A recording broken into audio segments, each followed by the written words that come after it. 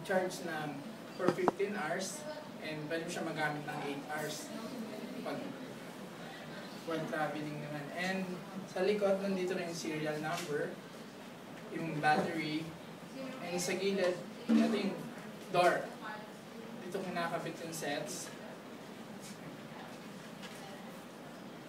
And yung roller, yung sets. Bali yung machine, ma-identify niya kung anong gamit ng sets. Diba nga sabi ko kanina meron kaming feed. Bali kung feed lang gamit niya, i-enable niya na yung disable niya yung functionality ng flash para hindi na magkaroon ng pindot ng sa flash para hindi na magkaroon. Then ganito lang magkabit ng sets niya. Tapos i-stretch mo lang itong rubber, tapos yun. Tapos lock mo lang yung cord. Yun lang isa. Bali kung mali ka naman ang kabit, may tutunog naman sa na reconnect the tube kung mali yung pagkakabit mo. Yun. Tapos meron siyang easy access handle kasi pwede nga siyang for travel. And full clamp. Tapos sa machine na yan, open na natin yung machine.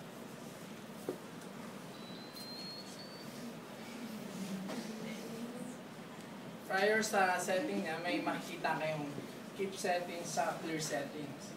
Bali yung keep settings, if ever na may nauna sa inyong nurse, na halos pareho naman kayo ng input na ilalagay, para hindi mo na ipindot ulit yung mga i-keep setting mo na lang para mas maano yung time ko, hindi ma-consume yung time masyado.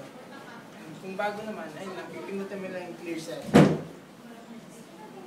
And ito yung unang makikita nyo. Bali, some more, nandyan yung setting namin.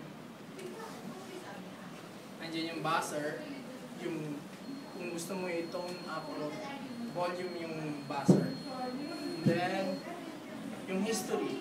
Pwede siyang mag-store na para makita. Appreciate. Kahit dito kayo. Lapit. Kahit dito. Para ma-appreciate yung mga buttons. Bali yung pwede nga siya mag-store ng 72 hours na memory kasi kunyari nakalimutan mo yung document yung last na infusion niya. Ilalagay mo lang kung ilang hour na yung nakalipas. Tapos pag-enter mo, makikita mo na lahat sa baba kung ano yung na-infuse mo. Yun yung history. Then, language. Multiple language naman siya. Tapos ito yung main features, dalawa. Baling continuous, ito nga yung feed and flash. And yung intermittent is yung bolus tsaka flash. Then, sa continuous muna tayo. Yan yung sa continuous na setting. Yung prime pump, ito yung priming ng cells. Bali, pag pinush mo yung prime, may makikita kang automatic auto-prime, tapos hold to prime flash, hold to prime feed. Bali, yung auto-prime, ipa-prime niya yung both sets. Hindi naman sabay, bali, interval yan, salit for 20 seconds. Yan. Talaga ba? Dapat isa-isa lang. Nice. Prime na siya yung isa niya. Damn. And pag hindi mo naman mahintay na, pwede mo na i-cancel.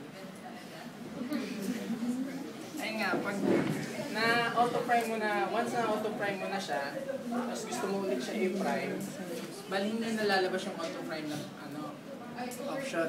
Ito na yung lalabas, hold to prime flash, tsaka hold to prime feed. Bali, mamimili ka na lang dyan sa dalawa kung saan may yung ipa-prime mo. Kunwari itong hold to prime flash, i-hold mo na yung button until na yung ma-prime na niya yung flash.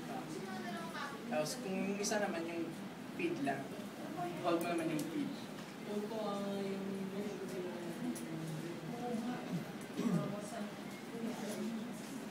Hindi kasama yung urinal sa set na?